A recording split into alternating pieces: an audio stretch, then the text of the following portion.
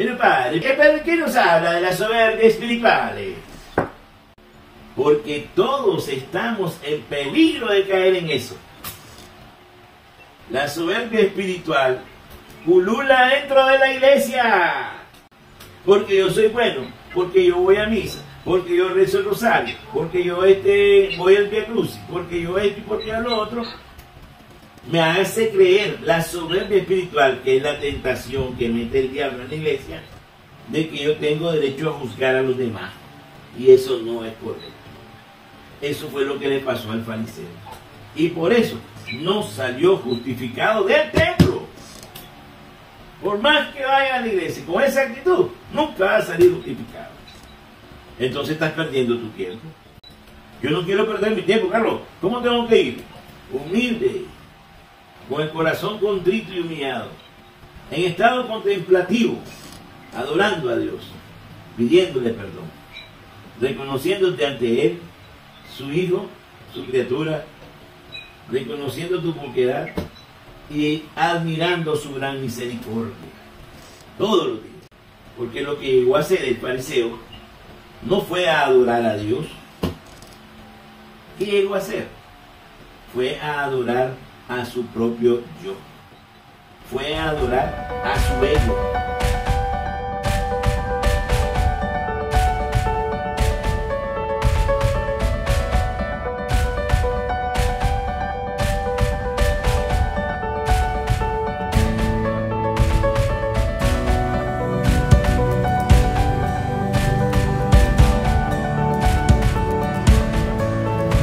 La perseverancia en la oración y en la meditación de la palabra es la que nos da la garantía de que la fe vaya madurando.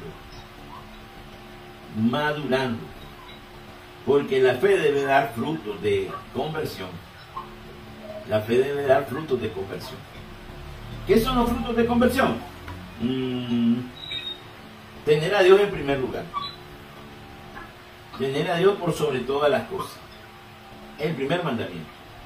Amarlo por sobre todas las cosas. ¿Qué hay más de frutos de conversión? Bueno, el arrepentimiento, el propósito de no pecar más. ¿Qué más hay de frutos de conversión? ¿Cuáles son los buenos frutos? Cuando amamos a nuestro prójimo como a nosotros mismos. ¿Qué otro fruto de conversión? Cuando ya somos discípulos, soldados, ¿ah? Cuando ya somos discípulos de Cristo, militantes de Cristo, seguidores, cumplidores de su mandato, a sus órdenes, Señor, lo que usted mande, Señor, sí, Señor. Y aunque sean órdenes difíciles de cumplir, tenemos que ser fieles a la obediencia que le profesamos a eso. Y esa es una de las partes más difíciles del seguimiento, porque si no obedecemos las órdenes del maestro, entonces estamos haciendo como los fariseos, aparentando una cosa y no haciendo lo que realmente debemos. De eso se trata la lectura de hoy, donde se presentan dos personas al templo, suben al templo. ¿Qué van a hacer al templo? Hombre, a orar. ¿Qué más van a hacer al templo? A escuchar la misa. A escuchar la palabra. ¿Qué más van a hacer al templo? Bueno, a recibir el sacramento. A recibir el sacramento. ¿Qué más van a hacer al templo? Hay que subir al templo. ¿Qué más van a hacer? ¿Qué iba a hacer Abraham? ¿Qué iba a hacer Abraham cuando subió al monte? Cuando subió al monte con su hijo, ¿qué iba a hacer? A un sacrificio. A ofrecer sacrificio. Ofrecer sacrificio, ¿qué significa? Bueno, hacer promesa de algo que uno no quiere hacer, que no ha podido hacerlo, o que quiere hacerlo. Bueno, pero exactamente cuando yo ofrezco un sacrificio, lo que estoy denotando es una sumisión. ¿Ah? Prometiendo algo que, ¿cómo es? Además de eso, es señalada la parte de las consecuencias, pero antes, lo primero que hago es quedarme en un estado de adoración. Adoración. Cuando uno sube al templo, en primer lugar, va a adorar. ¿A quién vamos a adorar? A la revelación. ¿Ah? Que revelado por Cristo es El Padre Celestial. nuestro Padre. Nuestro Padre. Nuestro Padre. Vamos a adorar a nuestro Padre Dios. Eso es lo primero. Cuando subimos al templo, vamos a hacer una adoración. Por eso, una vez que está hecha la revelación en el Padre Nuestro, cuando la oración que nos enseña Jesús nos dice, Padre Nuestro que estás en los cielos, Santificado sea tu nombre. ¡Tu nombre! Eso es una oración de adoración. Santificado sea tu nombre. En ese momento, en esa frasecita, nos estamos dirigiendo al Señor, pero con el conocimiento claro que Él es Dios y nosotros somos criaturas. Y con la deferencia de adorarlo. Al resto lo respetamos, lo podemos venerar, ¿verdad? Yo venero a mi madre. ¿Cómo no voy a venerar el gran cariño que le tengo a mi madre? Los veneramos, los respetamos, los amamos, y estamos dispuestos a servirles en lo que podamos. Con el resto del mundo podemos hacer eso, pero con Dios llegamos a la máxima expresión de admiración y de sumisión. Va combinado, admiración con sumisión.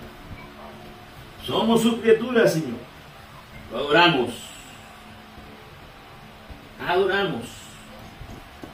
Se habla tanto de la palabra adoración en estos últimos días, pero solo para tirarle piedra a los ídolos. Ay, mira que los ídolos no adoren a Dios, no adoren ídolos, no adoren ídolos, no adoren ídolos. Todo el mundo repite lo mismo. Pero no oigo mucho. Adoremos a Dios. Bien, estamos evangelizando en negativo. Vamos en reversa. Estamos evangelizando en negativo. Evangelicemos en positivo. Adoremos al Dios de Dios, al Señor de señores, al Rey de reyes, Señor. Tenemos que dejarnos embargar por su infinita misericordia, y en esa inundación de amor quedemos nosotros ensimismados en su gloria, en su amor, en su perdón, en estado de adoración. No hay necesidad de decir más palabras, solo santificado sea tu nombre, Padre mío, santificado sea tu nombre.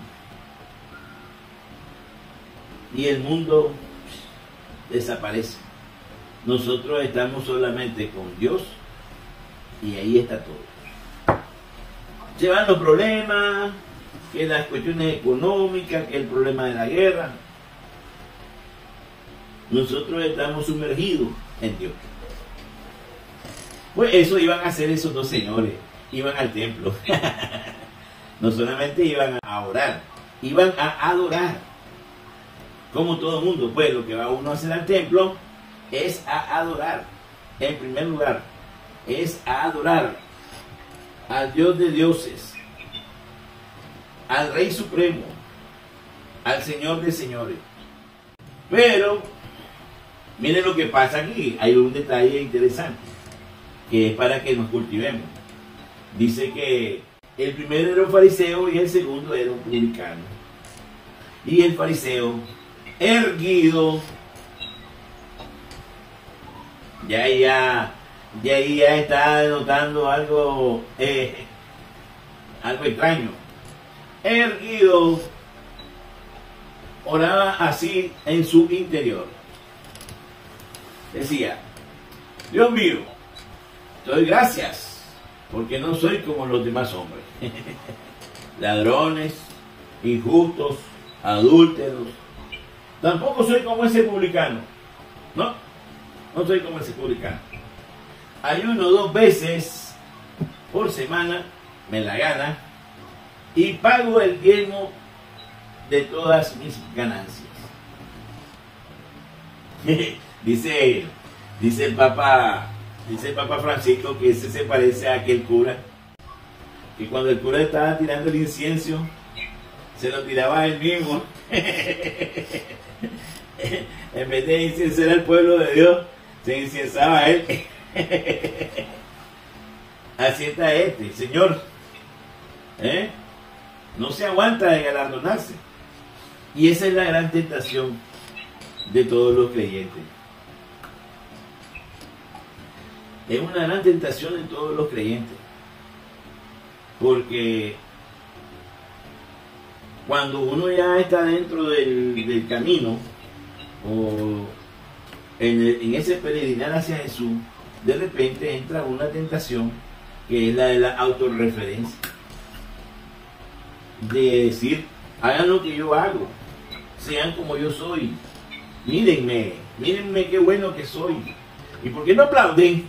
Apláudanme. ¿Ve? La autorreferencia es dañina. Galardonarse ante... O sea, llega en vez de adorar a Dios, imagínense, en vez de adorar a Dios, es tirarse al suelo, rostro en tierra, como hacían todos los orientales. Al revés. Llega, se pone erguido, nada de rostro en tierra, erguido, así todo pachento, y delante de Dios comienza a ensalzarse de todas sus buenas acciones. Se echa incienso a él mismo. Y termina haciendo una oración que, en vez de adorar a Dios, esto es lo que yo digo, que lo primerito es adorar. Y mire, en vez de adorar a Dios, termina descalificando a los terceros, al resto de la gente. En vez de llegar a adorar a Dios, termina haciendo una oración que descalifica a los que están a su alrededor. Hace una oración donde se galardona a sí mismo, donde se destaca todas las cosas buenas que ha hecho. Y por último, casi le está diciendo a Dios: y me debes. Papá, y todavía me debes el vuelto. Porque yo pago el diezmo 2 veces por semana, y me debes el vuelto. O sea, una oración que destaca sus acciones no solo por encima de los demás, sino por encima de la misericordia divina. A nada fue al templo. ¿Por qué? Porque... Y hay otros que van al templo solo a pedir. Solo a pedir. Señor, mira, necesito un carro, necesito una carreta, necesito una moto, necesito un avión, una casa, necesito... A ver, solo a pedir. ¿Hay que subir al templo a pedir? No. Lo primero que hay que hacer cuando sube uno al templo es obedecer, adorar. Acuérdese de la palabra. Adorar. Vamos a evangelizar en positivo. Tenemos que adorar a Dios, nuestro Padre. ¿Cómo? Santificado sea tu nombre, Padre mío. Yo aquí, desde este lugar recóndito del mundo, Nicaragua, elevo mi voz, elevo mi corazón, elevo mi mente, todos mis pensamientos, Señor, para adorarte, para decir todo al unísono: santificado sea tu nombre, Padre. Santificado sea tu nombre. Gestos de adoración. Oración de adoración. A eso se va el templo. A adorar. A adorar a Dios. Y a adorarlo en comunidad. Cuando se va a la iglesia, esa oración es de toda la comunidad. Toda la comunidad. No es una oración individual. Es una oración comunitaria. Porque la oración individual la podemos hacer aquí en la casa, con la misma acción de adoración. Pero cuando uno va al templo, va a unirse al cuerpo de Cristo, la iglesia. Y todo el cuerpo de Cristo en estado de adoración. Pero ese es el problema cuando no hay director de orquesta y alguien que lleve la batuta.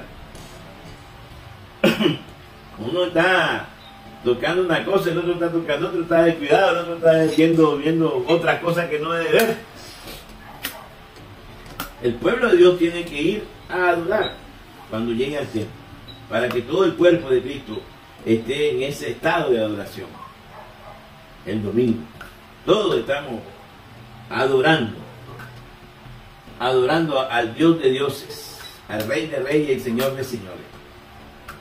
Bueno, en vez de ir a adorar, este señor fue a autorreferenciarse, a galardonarse, y como dice el Papa Francisco, fue a inciensarse, a echarse incienso él mismo. ¿Cómo será para echarle incienso? Le estoy echando incienso a la gente,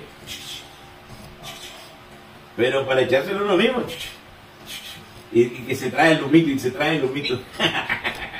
Y se trae el humito para donde él.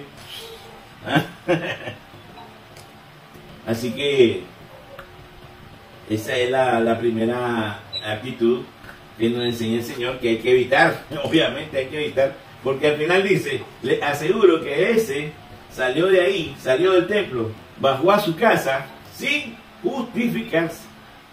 No salió lleno de gracias, no salió bendecido, no salió justificado. No salió justificado. ¿Por qué? Porque llegó todo soberbio, todo engreído, todo vanaglorioso. Todos esos adjetivos calificativos son contrarios a la humildad, a la sencillez, que es lo que el Señor quiere cuando nosotros vamos al templo, con humildad y sencillez. Con humildad y sencillez. Mejor todavía, porque para eso nos da el otro ejemplo. Ahorita vamos a ver el otro ejemplo. Miren cómo llegó el publicano. Ahora vamos a decir, el publicano es un tipo de reales. No crean que es cualquier pobretón. Él no llegó derrotado. Es un tipo de reales. Un millonario. Es un millonario el publicano. A veces se mira al publicano como un pobretón. No es un pobretón. Es un tipo de reales, que ha andado en la farándula, pues, por así decirlo. Es un millonario que ha andado en la farándula, tiene reales. Por eso más bien no lo recogían a ellos como publicanos, porque tenían reales. Imagínense, pues. Los romanos lo recogían a ellos porque tenían fondos para, por si acaso no le pagaba a tiempo el impuesto a Roma, la gente, entonces los publicanos ponían de sus reales, porque ellos iban a seguir cobrando.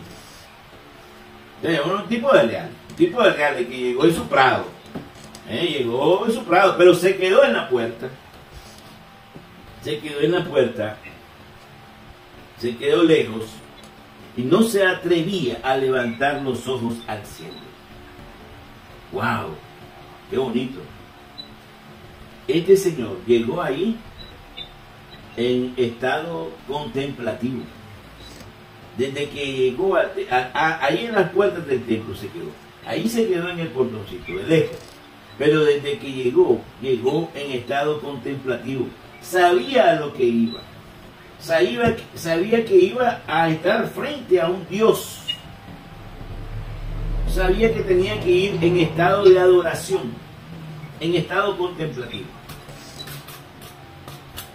Entonces vino, no se atrevía a levantar los ojos al cielo. Sabía que estaba dando cuentas ante Dios. Qué bonito eso. Qué bonito eso. Llegar al templo y no fijarse en más nadie. Y no fijarse en más nadie. Llegar al templo y saber que estamos ante la presencia de la magnanimidad divina. Pero ¿por qué no levantaba los ojos? Porque cuando uno está bien con Dios, adora y le hace así. Bendito sea Dios. Bendito sea tu santo nombre. Y levanta y mira los ojos. Pero ¿por qué este publicano no levantaba los ojos? Dice la Biblia que no se atrevía a levantar los ojos, porque lo único que hacía era golpearse el pecho diciendo: Dios mío, apiádate de mí que soy un pecador.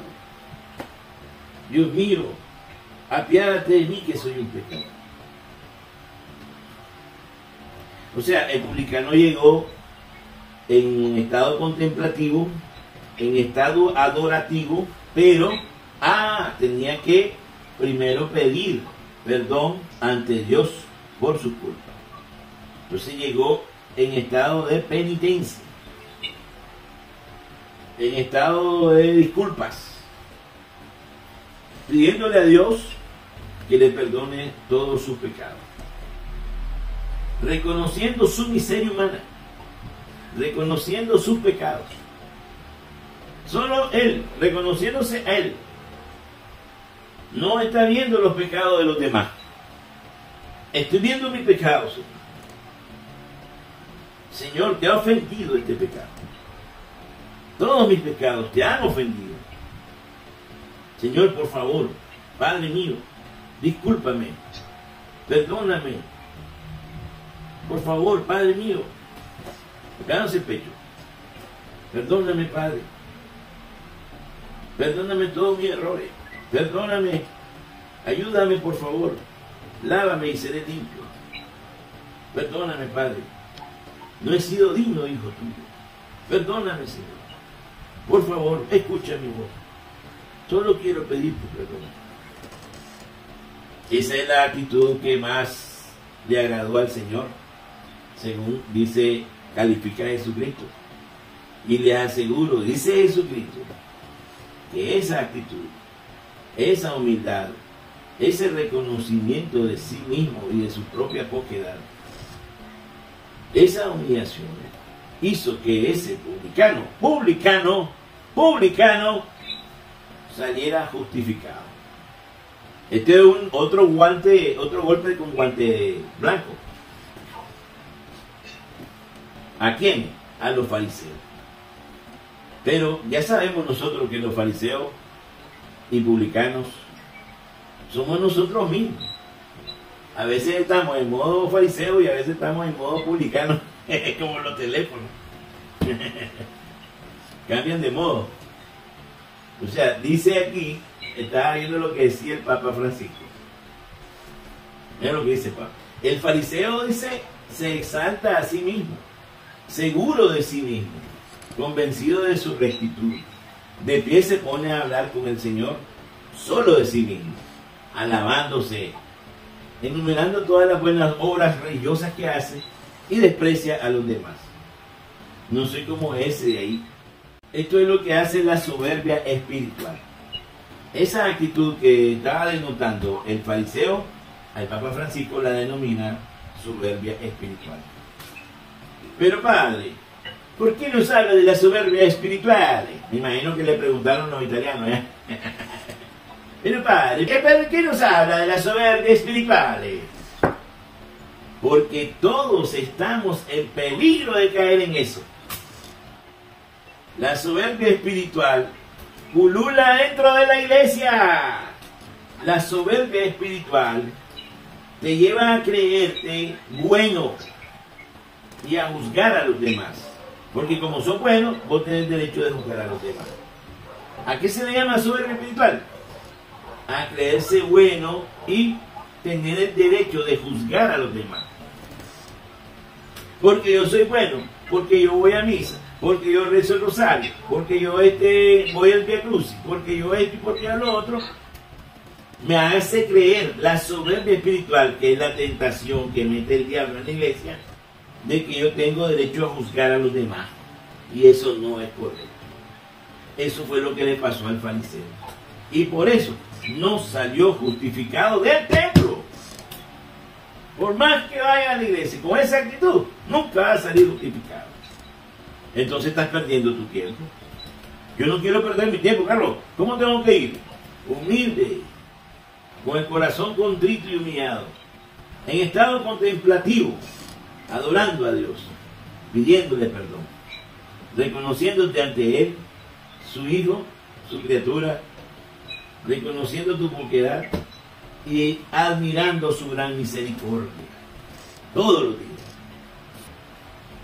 Porque lo que llegó a hacer el fariseo no fue a adorar a Dios. ¿Qué llegó a hacer? Fue a adorar a su propio yo. Fue a adorar a su ego. Fue a hacer una egolatría ante Dios. Fue a hacer una oración sin humildad. Eso fue lo que llegó a hacer el fariseo. Y eso es lo que nos pone a reflexionar el Papa cuando dice, bueno, ahora pongámonos viendo estas dos características, si adolecemos de alguna de ellas. O sea, más que todo, si adolecemos de la soberbia espiritual del fariseo.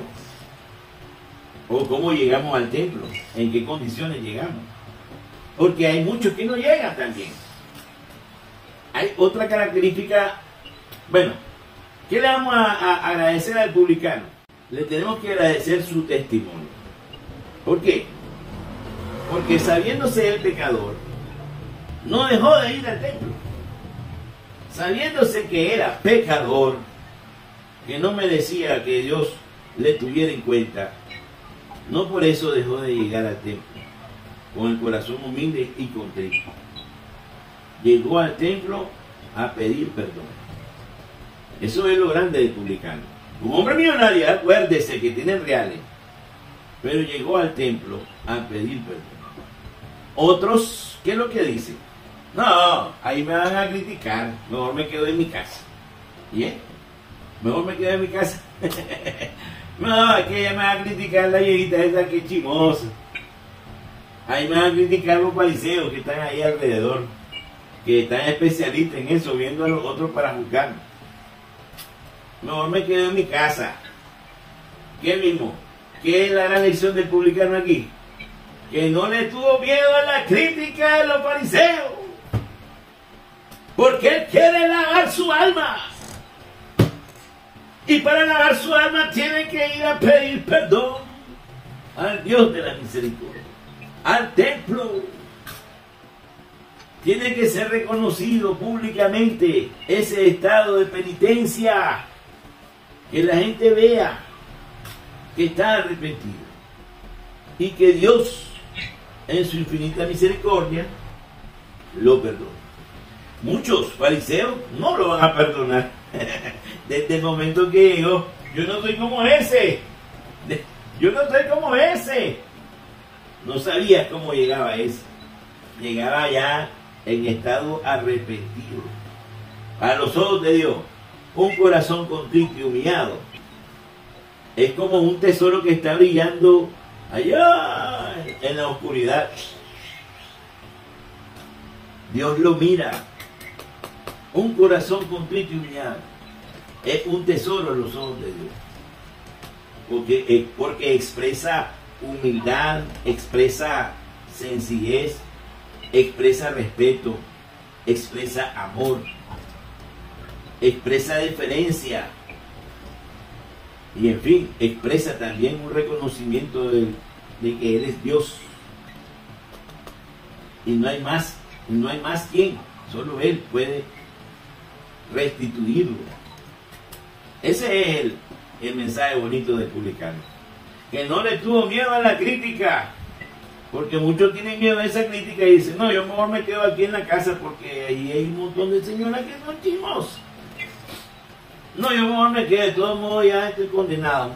Mejor me quedo aquí porque no vaya a hacer que vote la iglesia. O sea, hay gente que está Ellos mismos aquel se autorreferenciaba de bueno y hay otros que se autorreferencian de malo. No, hombre, no me ayude, compadre. Este es al revés, este se echa más bien, este más bien se echa carbón y no va a buscar el perdón y no va al templo a adorar a Dios con un corazón contrito y humillado.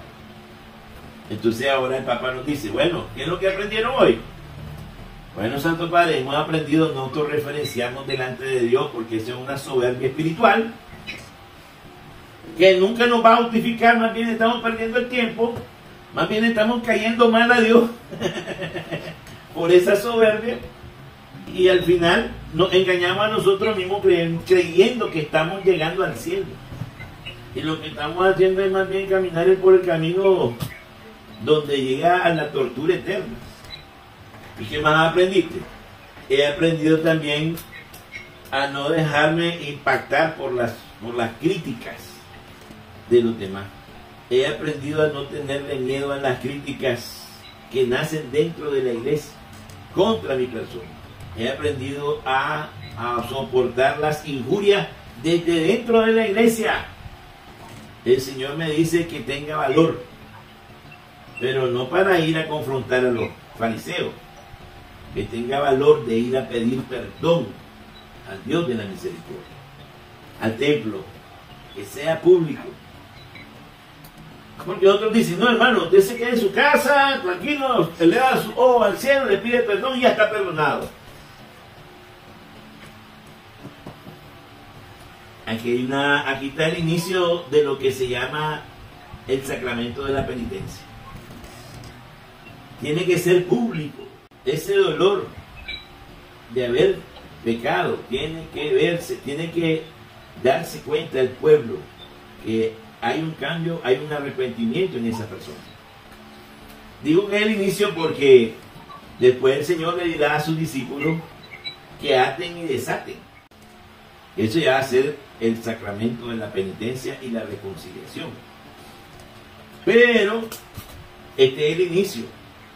Hacer público ese arrepentimiento con corazón sincero, no para que la gente me mire además, no, pero tiene que tener el valor de decirle a Dios en público que lo hemos ofendido y que por favor nos perdone. Qué bonito ese estado de publicano, porque otros y la mayoría, yo siento que es como un montón de gente dentro y fuera de la Iglesia Católica, dentro y fuera de la Iglesia Católica, que tiene un momento de enamoramiento para ir todos los domingos a la iglesia, pero de repente cayendo en pecado se pierden años. Y si van con miedo, porque ¿al miedo a qué? Al que dirán. Al que dirán. Y a veces llegan y los que están alrededor de la iglesia no lo notan. Ahí es cuando digo yo, llega el hijo pródigo al templo con corazón contrito y humillado en el templo y nadie lo notó. Nadie lo notó. Ni siquiera le dieron el abrazo de la paz porque estamos en tiempo de pandemia. Ajá. Ni siquiera le dieron el abrazo de la paz. Nadie lo notó. O sea, nosotros a veces, por nuestra soberbia y nuestra autorreferencia, cuando llegamos al templo, en vez de fijarnos en los pecados que tiene aquel, fijémonos en el amor que necesita, en la comprensión que necesita de mi parte para sentir esa acogida dentro de la iglesia, para sentir el abrazo de gozo dentro de la iglesia. Un miembro nuestro se acerca, lo desconocemos, no sé quién es, y ni un saludo. No ser como el fariseo que mira los pecados ajenos. Al revés, tener los brazos abiertos para ver al publicano y decirle: pase adelante, hermano mío, pase adelante, un abrazo fuerte aquí en la primera banca. Usted tiene todo el derecho de estar en esta su casa, este es su templo, adore a Dios, pídale perdón. Él lo ama. Qué diferente, ¿verdad? Qué diferente. Que el publicano miró aquel fariseo miró al publicano y mira, yo no sé cómo es. Miró al publicano. Acérquese, pase adelante, mi hermano, no se quede aquí en la puerta. Esta es su casa, Dios lo ama. Si está aquí demuestra un gran valor. Venga para acá, aquí solo entran los valientes. Y le damos fuerza, le damos fuerza. Esa es una iglesia reconciliada, una iglesia que sabe que todos somos pecadores, una iglesia que sabe que todos necesitamos misericordia divina todos los días. ¿Por qué? Porque el cristiano, por muy bueno que sea, dice la Biblia que el justo peca 7 veces al día. De pensamiento, de obra, de omisión, 7 veces al día. Por eso todos los días tiene que estar pidiendo perdón. Y lo hacemos en el Padre Nuestro. Perdona nuestras deudas del día, como también nosotros perdonamos. Entonces, si sabemos que somos una iglesia reconciliada, tenemos que ser reconciliadores. Tenemos que abrir los brazos a nuestros publicanos que entran al templo. No criticarlos, que esa es la mañita que hay. Esa es la mañita de mucha gente que mira.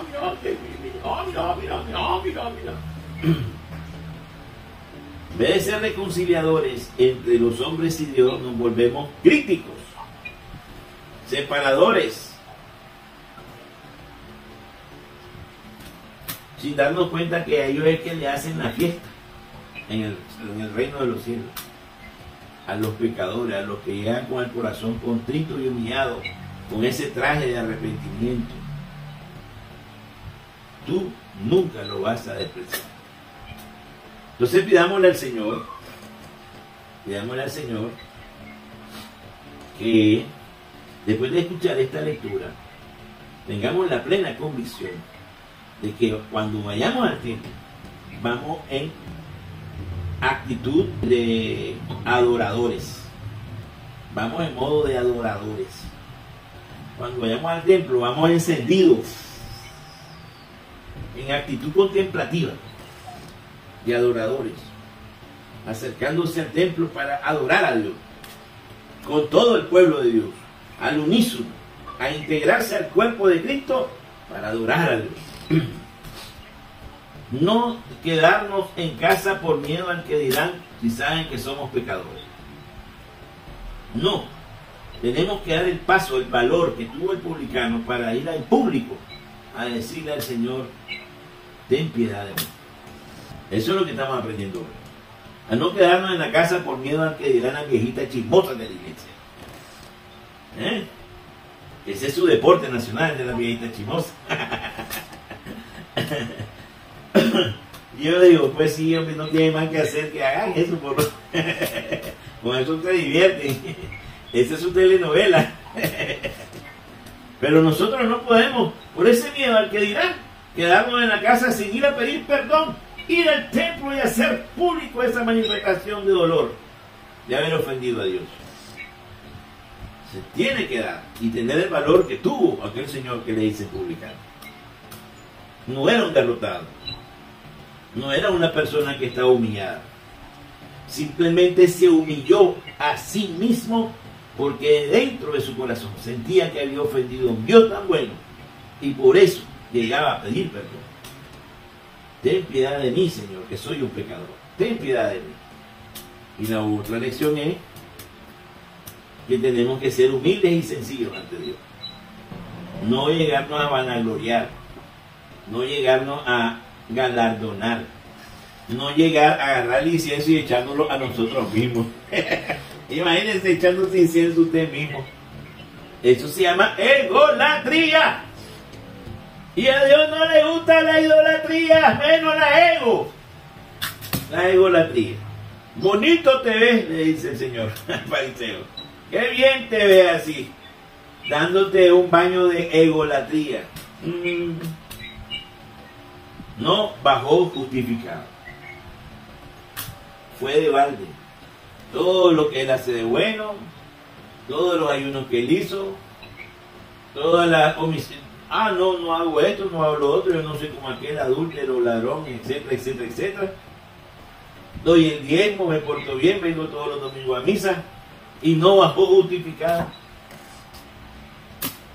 ¿Por qué? Porque fue a darse un baño de idolatría. Entonces, ¡ojo! ¡Ojo con eso! Nosotros siempre tenemos que ser como los médicos de guerra. ¡Médico! Todos entran. Miramos un herido. ¡A rescatarlo! No, es que ese es chino, ese es japonés. ¡No importa! No, hombre, que solo nosotros, porque somos de... No importa. Cualquiera. Todos tienen derecho. Todos tienen derecho a que reciban el abrazo de Dios a través de nosotros. Son parte del cuerpo de Cristo. Yo voy comprendiendo cada día más qué significa ser parte del cuerpo de Cristo. No es que la tenga la ciencia completa, pero me parece que voy poquito a poco dándome cuenta que el cuerpo de Cristo somos todos.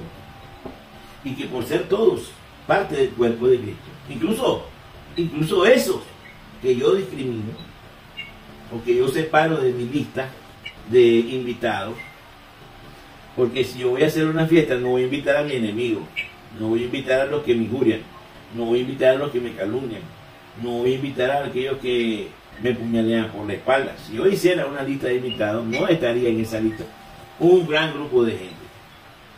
Sin embargo, ese grupo de gente es parte del cuerpo de Cristo.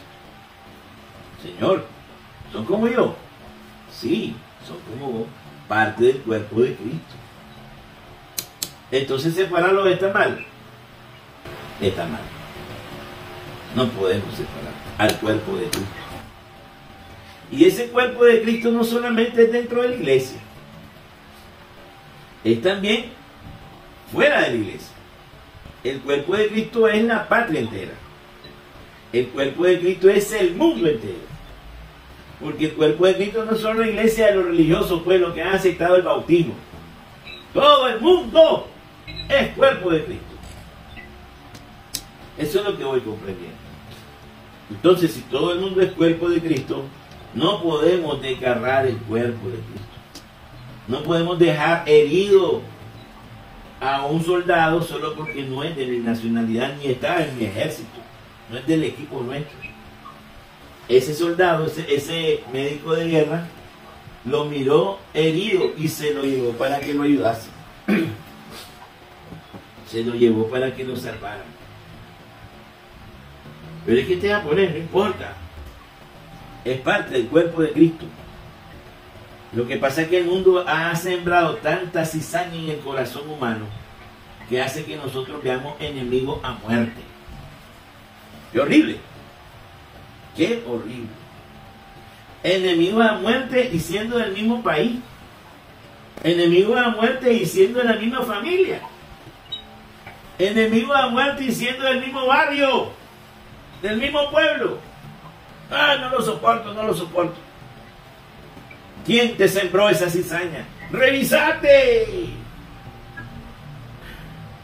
Ese odio, ese resentimiento de enemigo a muerte, te la sembró el demonio y te vas a ir con él al infierno hondo.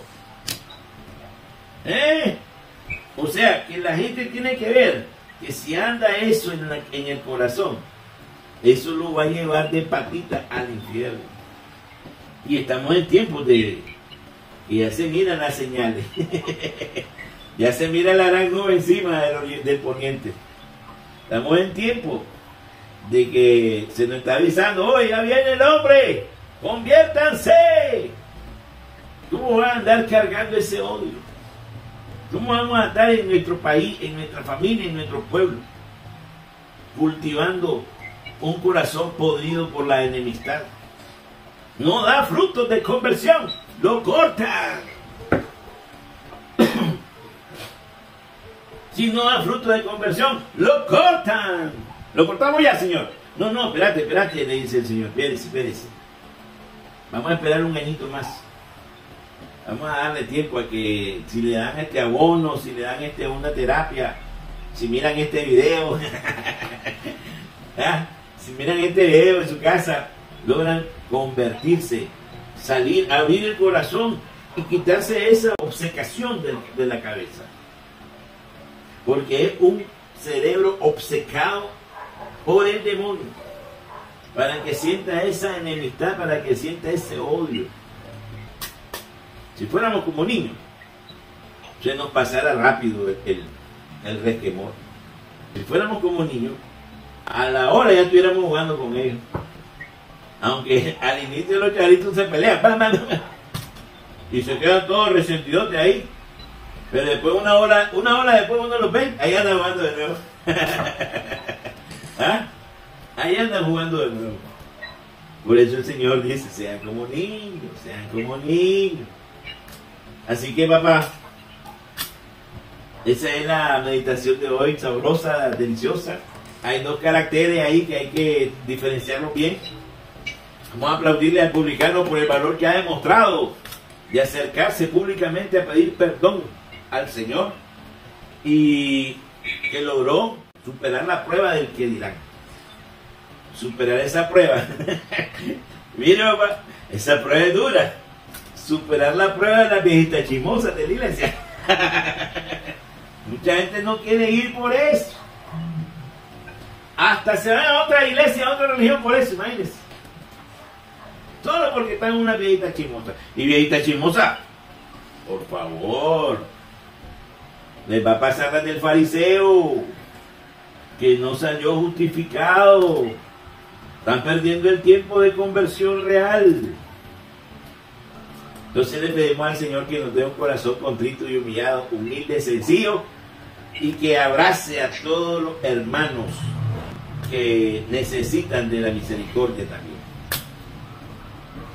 Amén. Su bendición, Padre mío. Que las tres divinas personas les sigan iluminando el camino para que puedan llevar a cabo esta tarea, porque es harto difícil. Pero en fin, el misericordioso de Dios y Él de los gobiernos extranjeros a traer esos santos espíritus que el Padre, el Hijo y el Espíritu Santo se unan en esta campaña de transformación de la Iglesia Católica. Amén. Amén. Abrazo de gozo, señores. Que pase una feliz noche. Gracias, igual. Y que toda la bendición de Dios esté siempre con usted.